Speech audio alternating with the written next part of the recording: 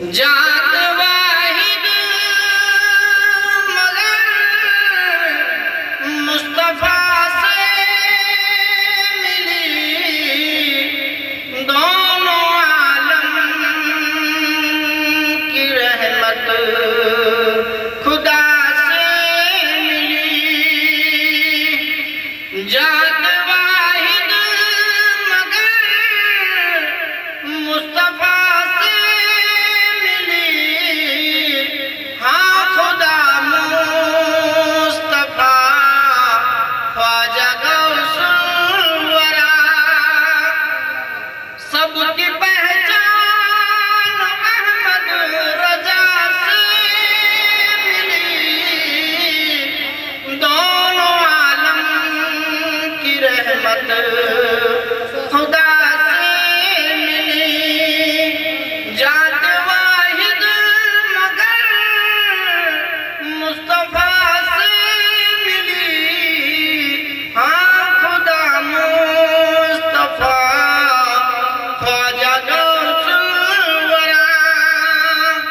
سب کی پہچان احمد رضا سے ملی، دونوں عالم کی رحمت خدا سے ملی۔ درود پاک پیش کریں۔ اللہم صلی علی سیدنا و نبینا و مولانا محمد و بارک وسلم صلی علیہ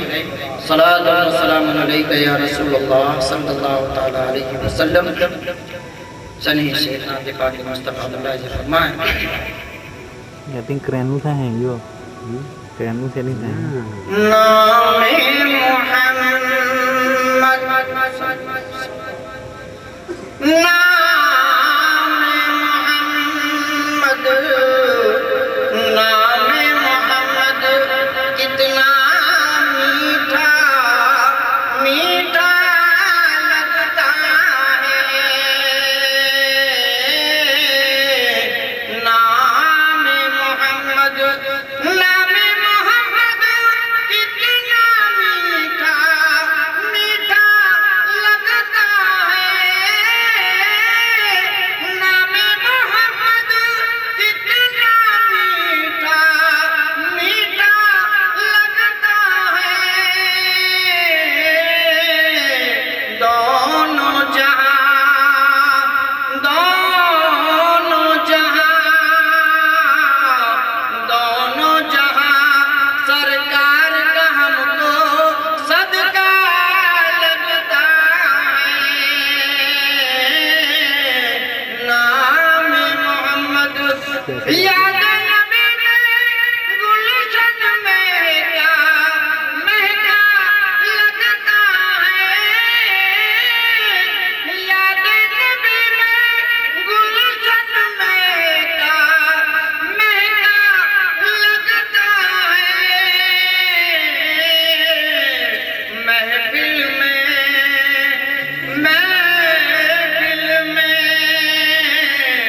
محفل میں موجود ہے آقا ایسا لگتا ہے، نام محمد یاد نبی میں رونے والا ہم دیوانوں کو، یاد نبی میں رونے والا ہم دیوانوں کو، چاہے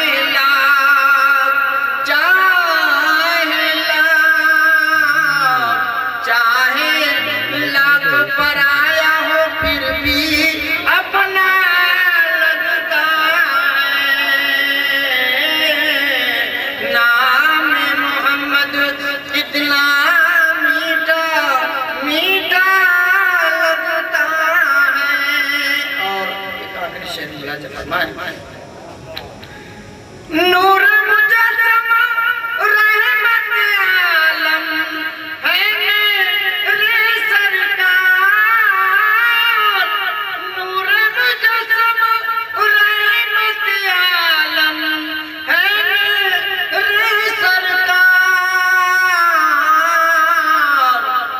کی طرح ان کی طرح جو خود کو سمجھے اندھا لگتا ہے نام محمد اتنا میٹھا میٹھا لگتا ہے صبح پکارو شام پکارو اچھا لگتا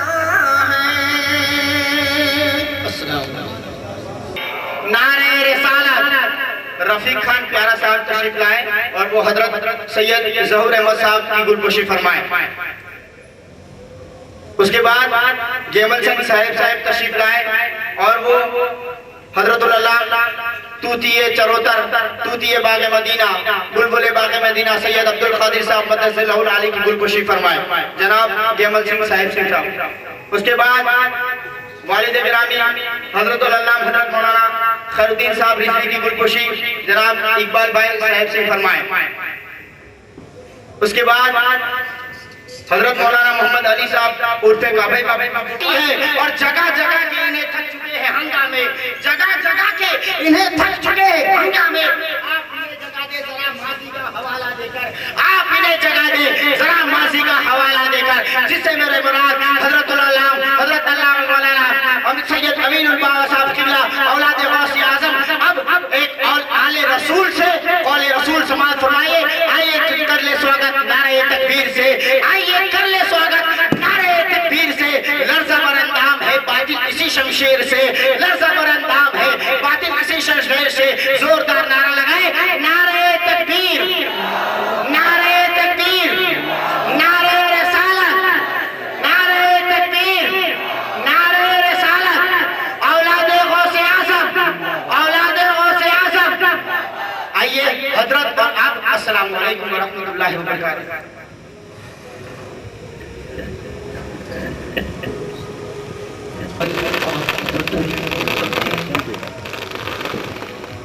والصلاة والسلام على سيد الأنبياء والمرسلين وعلى آله وأصحابه الطيبين الطاهرين فأعوذ بالله من الشيطان الرجيم بسم الله الرحمن الرحيم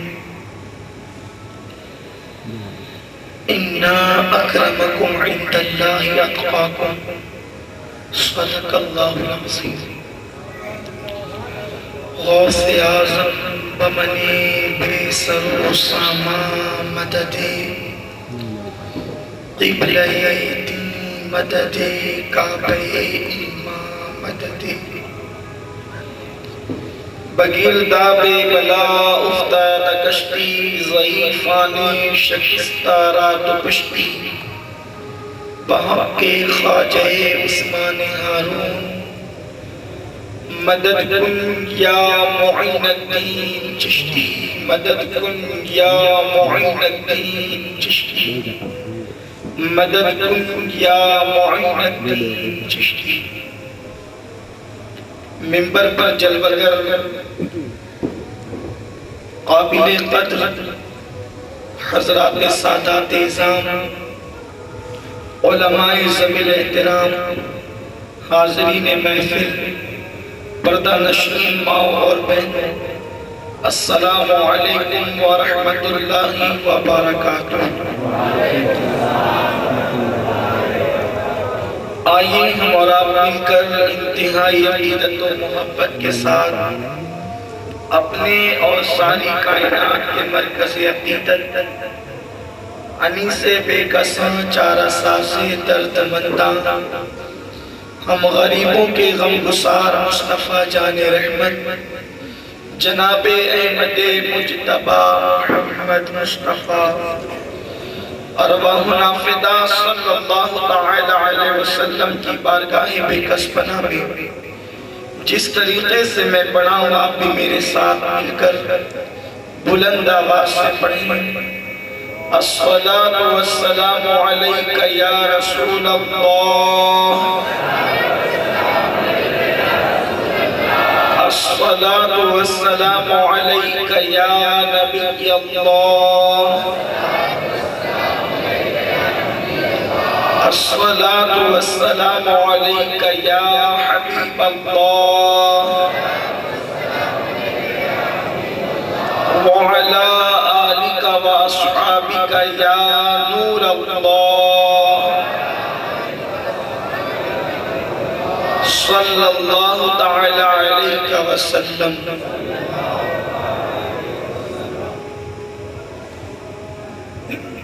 آج کی یہ محفل شادی کے موقع پر منعقد کی گئی ہے اور ذہن میں وہی عنوان میں لے کر کے آیا تھا، لیکن برادر محترم حافظ عبدالرحیم برکاتی صاحب نے سیدنا ابو بکر صدیق رضی اللہ تعالیٰ کی مرکبت کیا پڑھی کہ دل نے چاہا کہ اب انہی کی بارگاہ میں خراج عقیدت پیش کی جائے، اور اس کے بعد اگر موقع رہا تو شادی بیاہ کے حوالے سے کچھ معلومات پیش کرنے کی سعادت حاصل کروں گا۔ میرے پیارے آقا صلی اللہ علیہ وسلم کے پیارے دیوانوں، ہمارے امام اہل سنت سیدی اعلیٰ حضرت امام احمد رضا خان محدث بریلوی یوں عرض کرتے ہیں، لحد میں عشق رخ شہ کا داغ لے کے چلے، لحد میں عشق رخ شہ کا داغ لے کے چلے، اندھیری رات سنی تھی چراغ لے کے چلے، اندھیری رات سنی تھی چراغ لے کے چلے،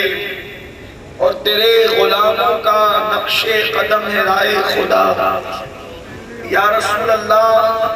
تیرے غلاموں کا نقش قدم ہے رائے خدا، وہ کیا بہک سکے جو یہ سراغ لے کے چلے، وہ کیا بہک سکے جو یہ سراغ لے کے چلے، اور جنا بنے گی محبان چار یار کی قبر، جنا بنے گی محبان چار یار کی قبر۔ کون چار یار؟ سیدنا صدیق اکبر، فاروق اعظم، عثمان غنی، مولا علی۔ جنا بنے گی محبان چار یار کی قبر، جو اپنے سینوں میں یہ چار باغ لے کے چلے، جو اپنے سینوں میں یہ چار باغ لے کے چلے۔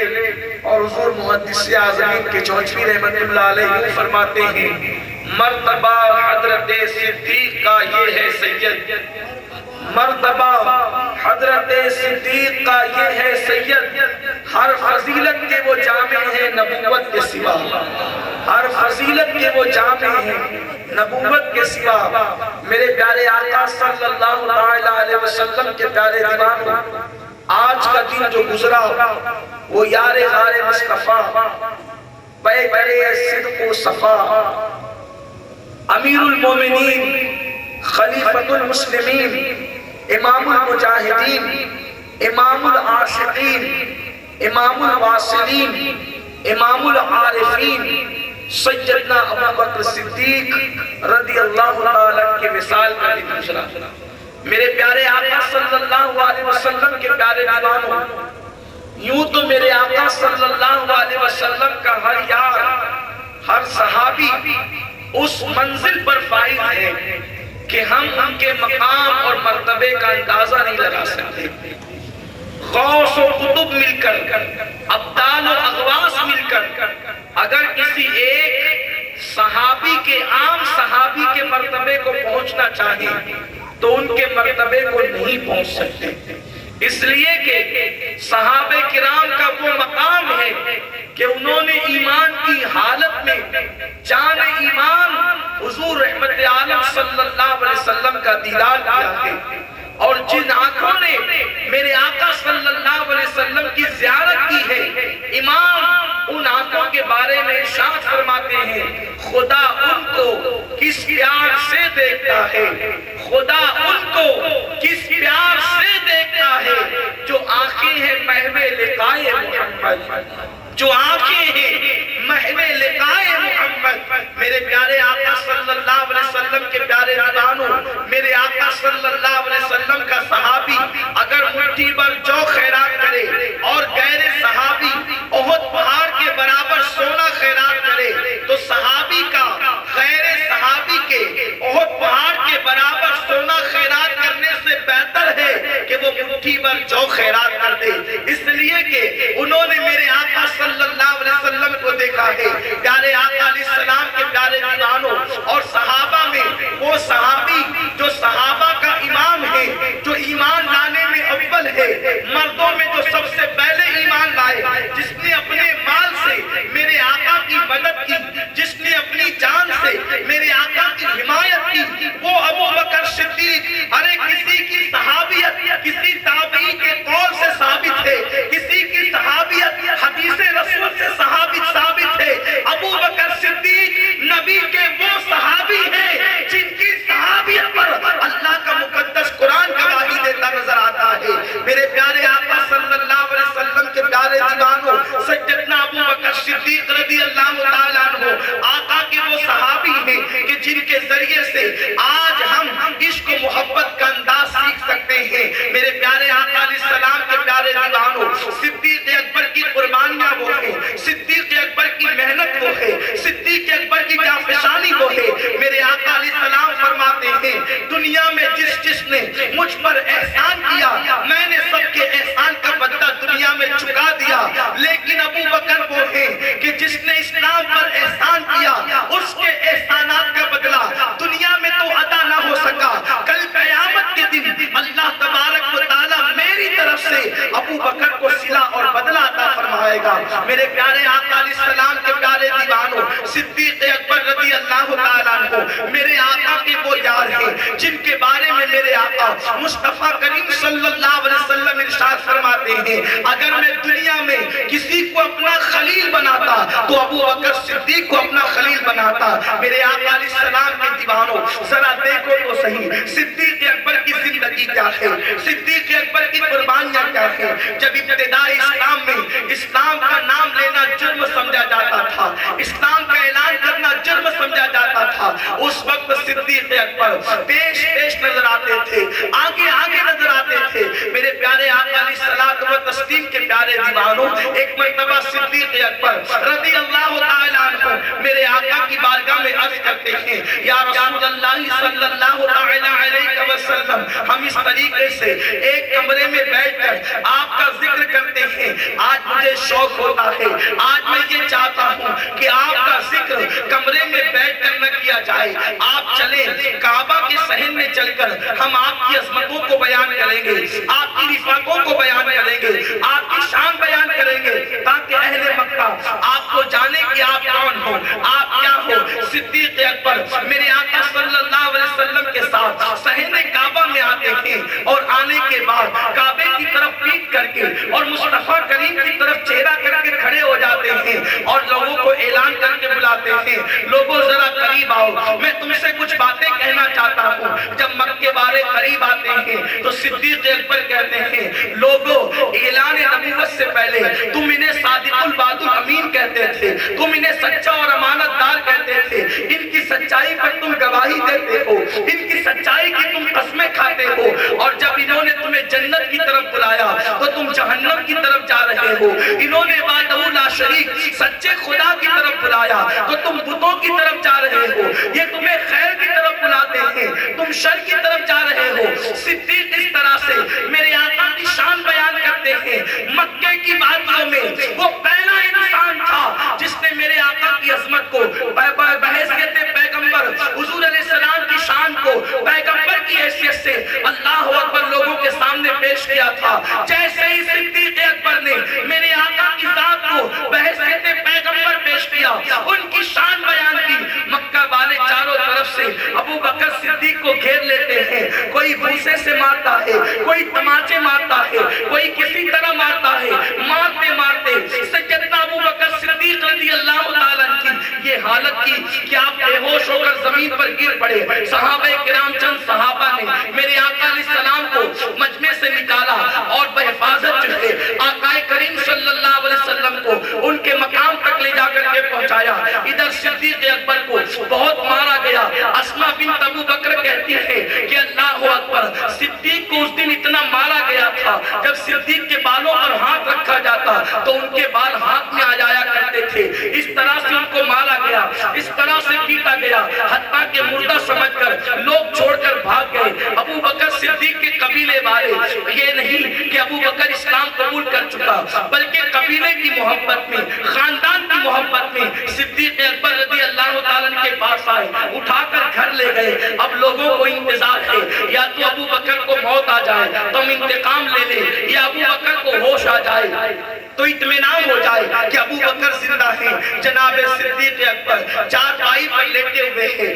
ماں سرہانے بیٹھی ہوئی ہے، باپ سرہانے بیٹھ کر رو رہے ہیں، خاندان کے لوگ چارپائی کے ارد گرد کھڑے ہیں. دو چیزوں میں سے کسی ایک کا انتظار ہے، موت آئے تو بدلہ لے لیا جائے، انتقام لے لیا جائے، اور اگر ہوش آئے تو پھر ابو بکر کی تیمارداری کی جائے. ایسے عالم میں صدیق اکبر کو ہوش آتا ہے.